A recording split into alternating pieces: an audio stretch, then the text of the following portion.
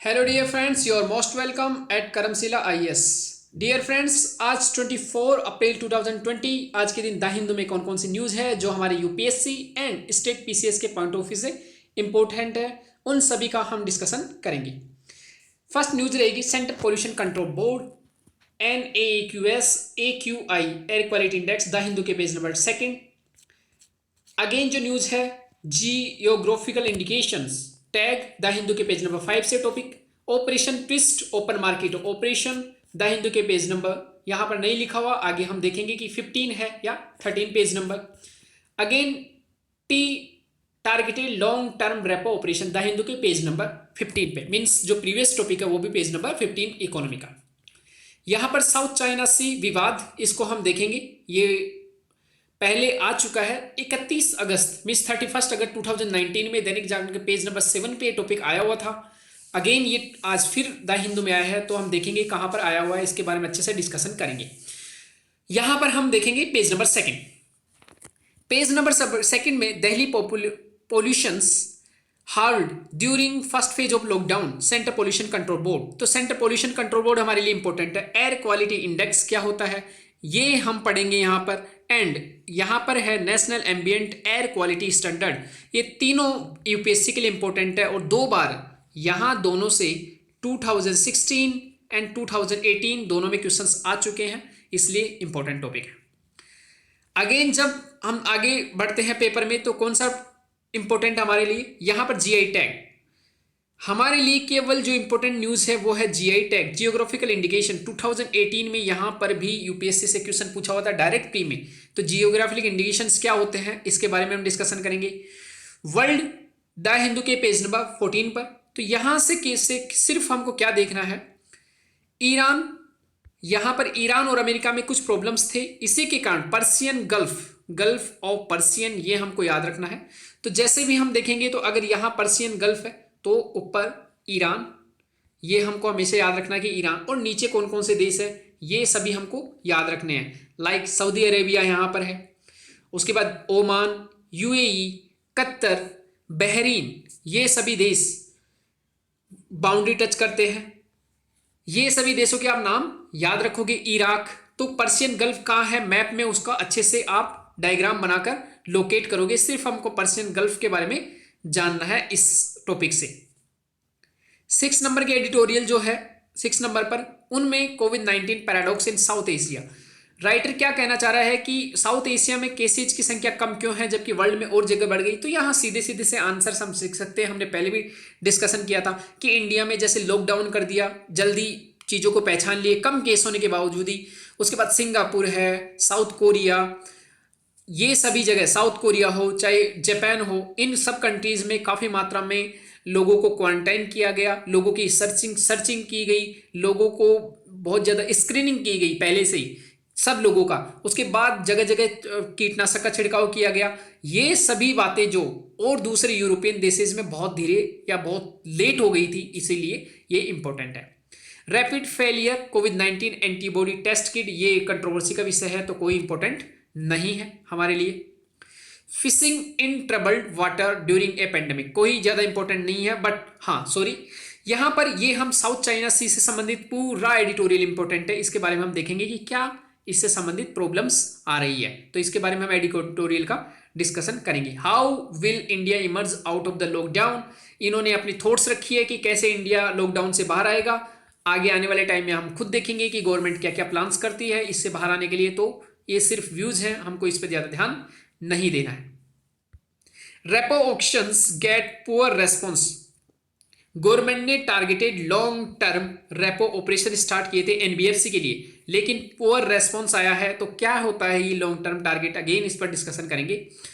यहां पर एक इंपॉर्टेंट टॉपिक है RBI restart operation twist to manage yields, ये बहुत इंपॉर्टेंट है। ऑपरेशन ट्विस्ट क्या होता है इसके बारे में हम डिस्कशन करेंगे। तो let's start from topic number first. Topic number first है central pollution control board national air quality index and national ambient air quality standard. अभी क्या होता है, यूपीएससी में 2018 में सेंट्रल पोल्यूशन कंट्रोल बोर्ड और एनजीटी दोनों को मिलाकर एक क्वेश्चन आ गया। वहां पूछा था कि क्या ये सांविधिक संस्था है? तो ये सांविधिक संस्था है सेंट्रल पोल्यूशन कंट्रोल बोर्ड, क्योंकि इसकी स्थापना जल प्रदूषण नियंत्रण रोकथाम अधिनियम, जब भी किसी संस्था की स्थापना अगर किसी एक्ट के द्वारा की जाती है तो वो सांविधिक संस्था होती है।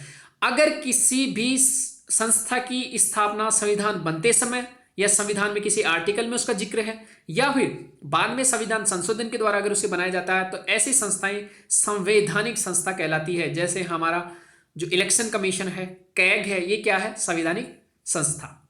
तो सांविधिक और संवैधानिक में दोनों में अंतर है। इसकी शक्तियां कहां कहां से मिलती है सेंट्रल पोल्यूशन कंट्रोल बोर्ड को? तो ये बहुत इंपॉर्टेंट हमारे लिए। एक, जल प्रदूषण नियंत्रण रोकथाम अधिनियम 1974, वायु प्रदूषण निवारण नियंत्रण अधिनियम 1981, पर्यावरण प्रदूषण अधिनियम 1986। इन सभी से इसको क्या मिलते हैं? अधिकार मिलते हैं। इट मीन्स जल प्रदूषण का काम भी देखेगा, वायु प्रदूषण का भी, और पर्यावरण संरक्षण से संबंधित काम भी देखेगा। कौन? Central pollution control board. इसके कार्य अगर देखें तो डायरेक्टली जल प्रदूषण, उसका निवारण और नियंत्रण, कुओं और तालाब, जितने भी सरिताएं हैं, मीन्स जो बहते नाले हैं, कुएं हैं, उन सभी की स्वच्छता, और देश में वायु प्रदूषण को कैसे रोका जाए। अब देखते हैं सेकंड नंबर का टॉपिक इसी के अंतर्गत, national ambient air quality standard, राष्ट्रीय व्यापक वायु गुणवत्ता मापदंड। 2009 में इसको सेंट्रल पोल्यूशन कंट्रोल बोर्ड के द्वारा लागू किया गया था, क्योंकि इसके पास शक्ति है वायु प्रदूषण निवारण और नियंत्रण अधिनियम 1981 के तहत ये शक्ति है कि ये स्टैंडर्ड बना सकता है पूरे इंडिया में वायु प्रदूषण के लिए। और इसने गुणवत्ता मापदंड बनाया वायु के लिए 12 प्रदूषकों को शामिल करते हुए, जिसमें SO2 sulphur dioxide, nitrogen dioxide, PM10 means particulate matter means कणीय पदार्थ जिनकी साइज 10 ppm की है, और एक 2.5 ppm की। ये इसलिए क्योंकि ये हमारे स्वास्थ्य के लिए सबसे डेंजर रहते हैं। 2.5 हमारे नाक, जब भी हम सांस लेते हैं तो हमारे फेफड़ों में अंदर पहुंच जाता है और ये हमारे फेफड़ों में संक्रमण कर देता है। ओजोन, सीसा, PB lead and carbon monoxide, ammonia, and इसके अलावा 3 और हैं, बेंजीन, आर्सेनिक एंड निकिल। तो ये 3 भी इसमें हैं, याद रखना, बेंजीन, आर्सेनिक एंड निकिल। अगर हम देखें यहां पर आगे, नेशनल एयर क्वालिटी इंडेक्स, ये पीएम प्रधानमंत्री द्वारा 2015 में स्टार्ट किया गया था, लेकिन लॉन्च और इसको बनाया किसके द्वारा किया गया था? सेंट्रल पोल्यूशन कंट्रोल बोर्ड के द्वारा। वायु की गुणवत्ता को यहाँ 6 वर्गों में बांटा गया है और केवल 8 प्रदूषकों को यहाँ शामिल किया गया है। 2016 में डायरेक्टली क्वेश्चन था यूपीएससी में कि कितने वायु प्रदूषक इसमें शामिल हैं, केवल मैच करना था, मीन्स वहां पर सेलेक्ट करना था कौन कौन से हैं। 1-2 गलत दे रखे थे, बाकी 1 2 3 1 2 3 4 1 2 5 ऐसे कर। NH3, PM10, 2.5, SO2, NO2, CO, PB and O3। NAAQS और एयर क्वालिटी इंडेक्स में ये 8 लगभग सेम है, लेकिन 3 वहां पर अलग थे, ये थोड़ा सा याद रखना। यहां पर 3 कौन से अलग हैं? ये, बाकी सब दोनों में सेम है। अगर हम यहां देखें तो थोड़ा सा यहां पर हम देखते हैं एक बार, air quality index. Air quality index को 6 कैटेगरीज में बांटते हैं कि किसी शहर का अगर एयर क्वालिटी इंडेक्स में एक पर्टिकुलर पैमाना रहता है, अगर 1 to 50 रहता है, मीन्स कम अच्छी एयर क्वालिटी है तो गुड माना जाएगा। अगर वहां पर इन सभी गैसों को मिलाकर, 8 गैसों को मिलाकर अगर उनकी मात्रा 51 से 100 आती है तो सेटिस्फैक्ट्री, फिर moderate, poor, very poor means खराब, बहुत ज्यादा खराब, और सीवियर मीन्स खतरनाक, डेंजर। तो ये सभी, और यहां एक याद रखना कि इंडेक्स, एनवायरमेंटल परफॉर्मेंस इंडेक्स, ये कौन निकालता है? Yale university, Yale, YALE, Yale university, Columbia university and world economic forum, ये तीनों मिलकर इसको निकालते हैं, वर्ल्ड इकोनॉमिक फोरम। और वर्ल्ड इकोनॉमिक फोरम से के द्वारा बहुत सारी रिपोर्ट्स निकाली जाती है, हमेशा क्वेश्चन यूपीएससी में उससे रहता है। सेकेंड टॉपिक है GI, जियोग्राफिकल इंडिकेशंस। ये क्या होता है? भौगोलिक संकेतक। किसी स्थान विशेष की कोई वस्तु को ये दिया जाता है, मीन्स अगर कोई पर्टिकुलर हमारे इंडिया में कोई स्थान है जहां पर ऐसी कोई वस्तु होती है जो पूरे इंडिया में कहीं और वैसे गुण नहीं पाए जाते हैं उसको, तो उसको एक पर्टिकुलर पहचान देने के लिए हम क्या देते हैं? GI, geographical indications. ये आज से बनाई वस्तु भी हो सकती है, कोई साड़ी हो सकती है, प्राकृतिक वस्तु भी हो सकती है, कोई जड़ी बूटियां, या कृषि का कोई उत्पाद भी हो सकता है, जैसे असम की चाय।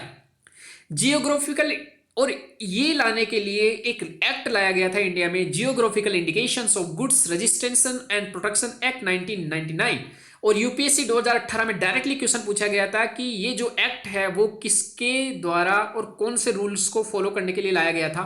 तो आपको मैं बता दूं कि डब्ल्यूटीओ का मेंबर है इंडिया, और डब्ल्यूटीओ में एक समझौता हुआ था trips, agreement on trade aspects of intellectual property rights, means बौद्धिक संपदा अधिकारों से संबंधित एक समझौता हुआ था कि कैसे देश अपने बौद्धिक संपदा अधिकार जो है उनकी आईपीआर है उनकी कैसे संरक्षण करें और उनको कैसे बढ़ावा दे एक देश में। उसके लिए डब्ल्यूटीओ ने ये ट्रिप्स लाया था और इसी के तहत पेटेंट, जीआई, कॉपीराइट ये सभी शामिल किए गए थे। तो जीआई भी हमने पहले भी एक बार देखा था डब्ल्यूटीओ जब हमने अच्छे से उसका डिस्कशन किया था ट्रिप्स, वहां पर ट्रिप्स के अंतर्गत जीआई भी एक शामिल था। और सीधा यूपीएससी में पूछा था कि GI goods registration and production act किसके तहत इंडिया ने स्टार्ट किया है, डब्ल्यूटीओ, आईएमएफ, तो क्या हो जाएगा डब्ल्यूटीओ।